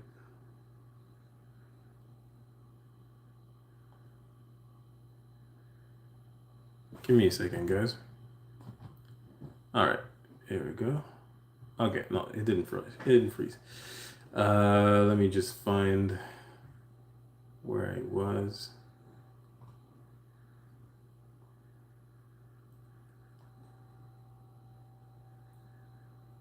Okay, be proactive with your health.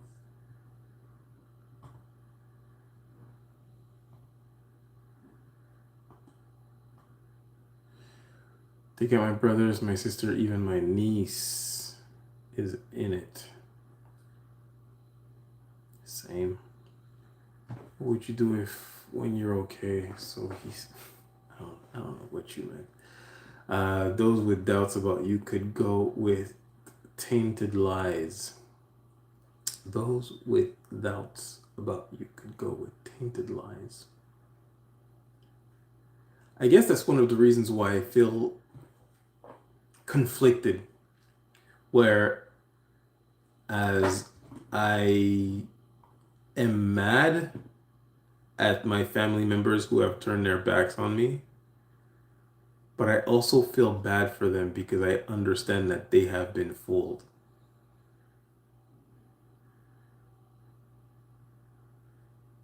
Does that make sense?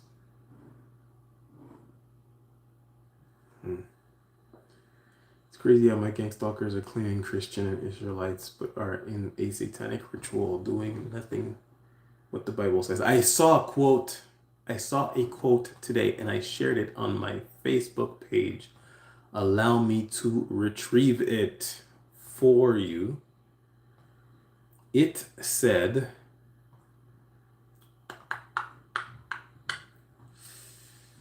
ay, ay, ay. Such an important quote.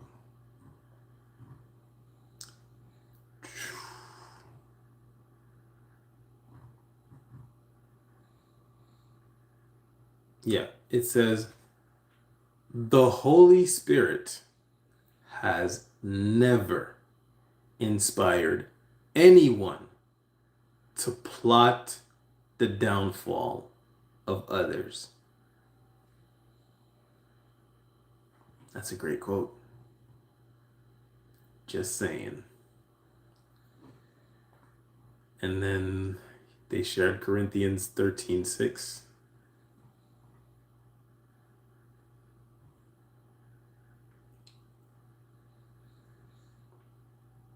God may reveal truth. He may bring conviction.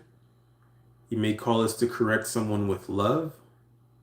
But he will never lead us to rejoice when another person falls. Love does not delight in evil, but rejoices with the truth.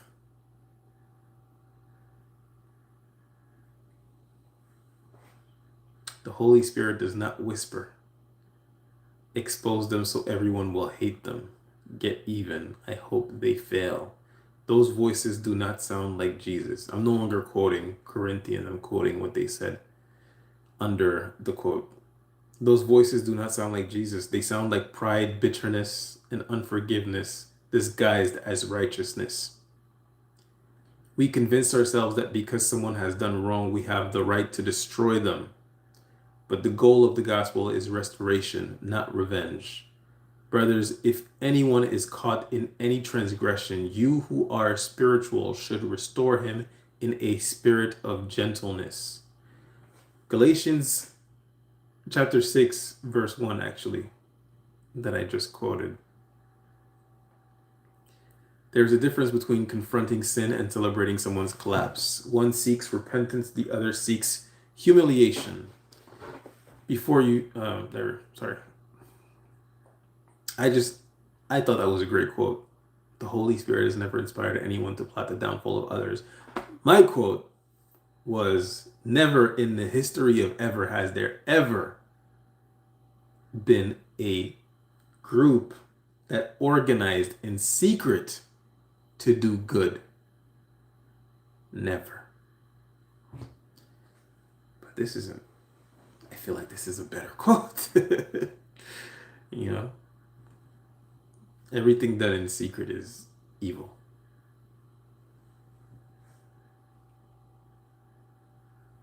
Especially group organization done in secret. It's evil. You're doing evil. If you weren't, you wouldn't group up. Hey, who's sending money? Oh, sorry. Kita sent, sorry.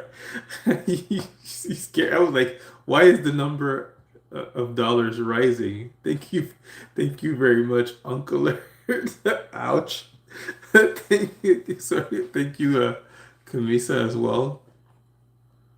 Um, Kita says Ephesians chapter 6 verse 12. Let me read that.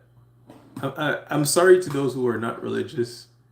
I need it right now. Oh, I like that one. I like that one. Ephesians chapter 6 verse 12 states that our struggle is not against flesh and blood, but against spiritual forces, evil rulers, and the authorities of this dark world. Ain't that the truth? That's a fact.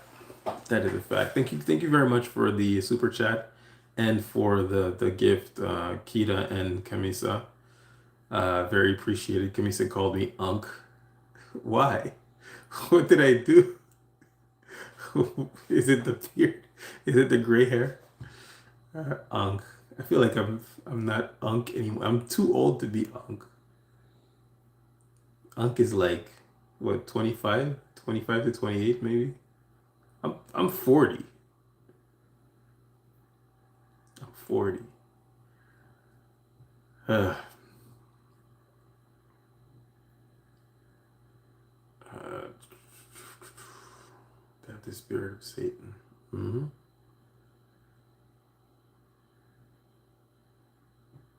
Gossip rumors become false facts, driving false narratives. Hey, War Against Narc. Hey, Target the Rebellion. How's it going? Vengeance mind, said the Lord. See, Satan got him to join his team once he got vengeance. You have moved on with your life, Kevin. Yeah. Yeah. Yeah. I mean, I tried to I have moved on with my life. I try not to talk about them, but when talking about gang stalking and talking about my personal experience, I feel like the most recent and relevant experience that I've gone through is my family turning on me. I didn't see that coming. I mean, I probably would have if I had heard of gang stalking before, but I had been going through gang stalking for, I want to say, 18 years before my family started turning on me. So, or before I noticed my family turned on me. So I never would have expected that. And like I said, many of my cousins who turned on me are actually the cousins that I went to when I was going through gang stalking. Before I knew it was gang stalking, I thought I was just being hacked by some dude, and I went to them for help because of our relationship. And a couple of years later, the the help, the problem that I was asking them for help for, they've joined into it. That, I mean, to me, that the irony in that situation is al dente. It's like, it's perfect. Like, I feel, just as a writer or an appreciator of good writing, I feel like you couldn't do better. The same people that you seeked help, like from the POV of the hacker, the same person that you seeked help from, I got them to join my team. The same person that you seek to help from my attacks, I got them to turn against you and join me instead. Your family. I mean, I don't mean to like minimize what is happening to me, or how awful the experience of having your family turn on you is. It sucks. These are people I loved, right? Some of them, most of them. Um, at least the ones that I went to, for sure. For sure, I love them. I mean, there's really only one that I don't that I didn't love. I've never loved. I never really cared about. I never considered her family. We were never close. Um, I wouldn't say I didn't love her. We were all right. We weren't close. We were all right, but nonetheless, as an appreciator of good writing, as someone who appreciates, for example, a story like The Count of Monte Cristo and stuff like that, one cannot help but no longer look at this problem like this is happening to me and it's in my face, and just kind of go, wow, that's impressive. You know what I mean? Does that make sense to you? The same people. I'm rambling, sorry. You get what I'm saying. uh, it's like taking poison hoping the other person dies. Yeah. You can't remain um, angry and bitter. You have to move on with your life. Um, but yeah, it's very hard for me to not like push away the problem and look at it from sort of outside looking in, like a third person view, and go, wow. I mean, the the the chess move is just that's an impressive that's an impressive checkmate right there. You know, you got me. You, you got me. GG's, as the kids say. Um, if their image is important to them, attack it smartly, graffiti, be seen, agitate passively, walk one way, filter and be seen, be their victim. You look like Kenny West. Nanda Martin says, I look like Kenny West. Who's Kenny West? Your guess is as good as mine. Who is Kenny West? Don't be sorry. Winston Smith, Chicago says, did you go to the Paul? The Paul. Actually, what he's referring to is the person that added Lisa Legg to the targeted individuals list. I can't remember his first name, but his last name is DePaul. I'm guessing he's making some kind of reference to that. These two people are gang stalkers. They're perps. These are perp accounts in the chat.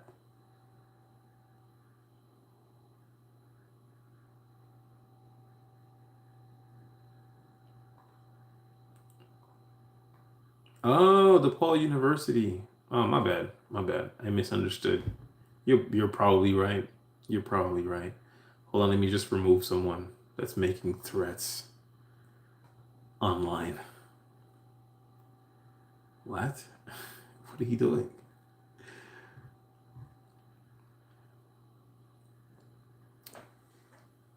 Jesus loves you, and you as well. 3-letter agencies using people who dabble in magic are special agents. That's a fact. We got some cowards in the chat. I'm talking about the gang stalkers. Yeah, we do. We do. Definitely there's one. Definitely. The guy who said I look like Kenny West. There he is. Let me go check out his channel real quick, just for funsies. Why not? Huh? One subscriber. Ooh, you are tough to look at. Jeez. I want you guys to see him. I want you guys to see his face.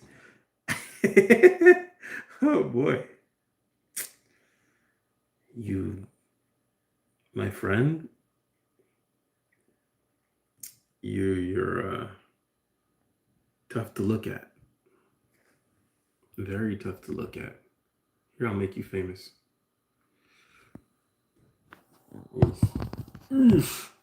You got some bigger problems than me, buddy.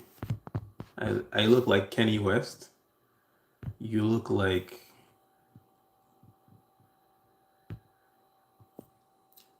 a child of God. Pray to Jesus. All right, let's leave him alone now.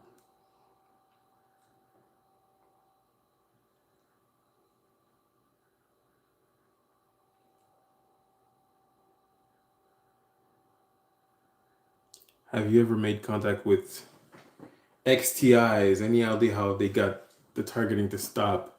There's an XTI who who commented on one of my videos on TikTok today, or at least I saw it today, and I deleted him. I hate when people do that. You know, he says he's an XTI, and he says ever since I exposed the program, my targeting has stopped. And you know, I believe he said something to the effect of message me so I can tell you how to how to get yours to stop as well, or whatever. And I just look at it like you're taking advantage of people who are, in distress. Um, people who do that, to me, are like the biggest piles of. I know how it can get. I do understand. Yeah, we have to help each other. Thank you, Kia. Um, yeah, a few stalkers here. Yep. But yeah, I mean, if someone was to mention that they're an XTI, I wouldn't believe them. To tell you the truth, I wouldn't believe them. I just wouldn't, because the program itself is in place for everybody. You know what I'm saying? Like, all of us are always recorded. All of us. They have access to all of us. They're spying on all of us. This is not coming from me. This is coming from Julian Assange, and this is coming from that whistleblower, the NSA whistleblower, Edward Snowden, right? So this is not coming from me. So to say, "Oh, your targeting stopped," it's like, your targeting is on break. I mean, you think my targeting has been nonstop for 20 years? No, there has been breaks. Sometimes it's been months, sometimes it's been years. There has been breaks. Rather, sometimes it's been a year, but there has been breaks. It never ends. Once you're on a list, you're on a list. The goal is not your disruption. The goal is your destruction. They're just waiting. They're waiting for a weakness to pop up. They're waiting for you to, lose someone precious to you. They're waiting for you to get married, have a child. They're waiting for you to have arguments with your wife. They're waiting for you to have arguments with your neighbor. They're waiting for you to say the wrong thing that they can use against you. They're waiting, but they're always watching, monitoring. All right. Let me go to the end of these comments. I can't read everything. Sorry, guys. That's not true. When you expose gang stalking, it gets worse. It does. It does. I realize I'm telling people to speak up, and then I'm also telling them that if you speak up, things will get worse. I owe you guys the truth. It is a fact. After I started speaking up, things have gotten worse. But they were bad already. And they were already, it's not like things will not get worse if you don't speak up. You know what I mean?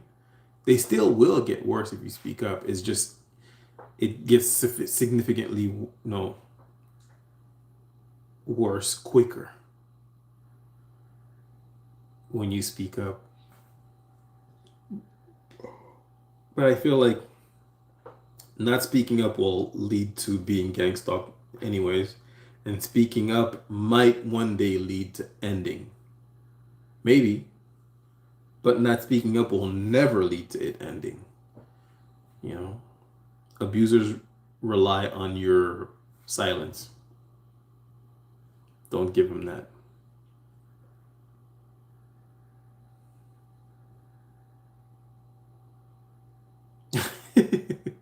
Gavisa says, I have no clue as to why Unk came up. Kind of cute though. Hey, I mean, I'll take it. I feel like calling me Unk makes me feel younger. It makes me feel younger. I have a little brother who's 21. Yeah, he's 21, and he's like reaching Unk age.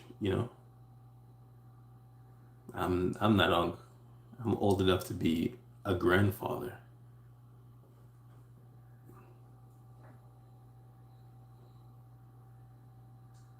I'm old enough to be a granddad. I look like it too. Check that out.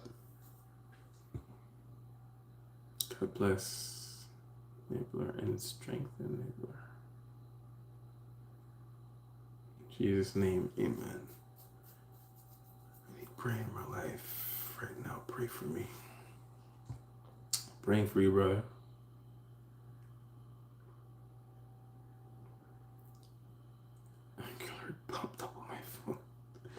Yeah, I guess I'm on. My cousin is a confidential informant, and he assisted them in sabotaging me. Yeah, never talk to that person again. Never.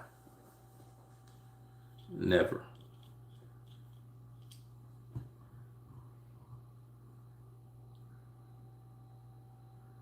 It gets even worse when you be on these type channels. Yeah, yeah, yeah. I mean, I'm not gonna lie, I don't want to lie to you guys and say, oh, if you speak up, everything will go quiet and they'll stop and they'll get scared. It's like, no, they'll get scared, and when they get scared, they attack you more. But, and I'm gonna leave on this because I do have to go. I'm sorry. I just noticed I've been here for 2 hours. But I'm gonna leave on this. The thing about speaking up, and the reason why it's so important to speak up and share your truth, is that sharing your truth, speaking up and sharing your truth allows you to live in truth. Listen, when going through gang stalking, every interaction that you have with these people who are double agents in your life, if you will, whether it be your family, your friends, your coworkers, your neighbors, your parents, your children, whatever, right? The people who have turned on you and who are applying covert torture tactics against you. Everything they do and say is a lie or a manipulation. You're constantly being covertly attacked and then gaslit about it, which means that you are surrounded by lies and liars, and you are basically living a lie. Living a lie, being surrounded by lies, is unhealthy. It's cancerous. You understand what I'm saying? Speaking up, speaking your truth is healing. I don't just speak up about gang stalking and my experiences being gang stalked because I want to help you guys. I do feel a calling to do that. All right? But that's not the only reason. I do have my selfish reasons as well. And one of my selfish reasons is that it's healing for me. It feels healing to speak my truth, to finally refuse to live in this alternate reality that they have created for me. And to say, I reject your alternate reality where you think I deserve to have my life destroyed, where you think that I deserve to live this Truman Show experience, where you think that I deserve to be monitored, tormented, and persecuted. Here is the truth. I am a victim of your evil deeds. Just because I did some bad things in my life does not mean that I'm a bad person. And even if I was a bad person, I don't deserve to be tortured, especially in the way that you are participating in. The truth is, you have been fooled by evil people who seek to do evil because they're evil. The truth is you are participating in this because you're weak. They fooled you into giving into your demonic side. The truth is you should carry shame for your behavior. I carry guilt for mine. And the way that I rid myself of this guilt is by taking accountability for my wrongdoings and apologizing for it. However you feel about that apology, however you take or do not take that apology, that's on you. And I respect it. But I refuse to live in this alternate reality where I'm supposed to pretend like I deserve this. Fuck you.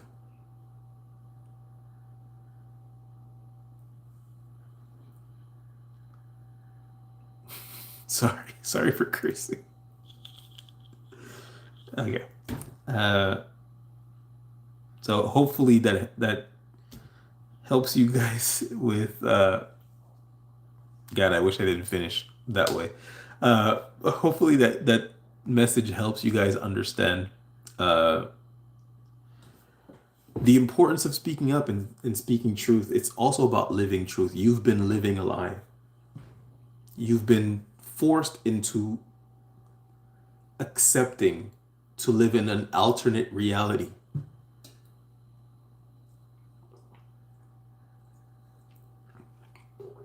No, thank you. Not me.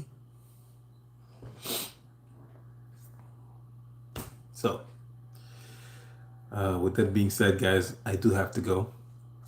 As I always say at the end of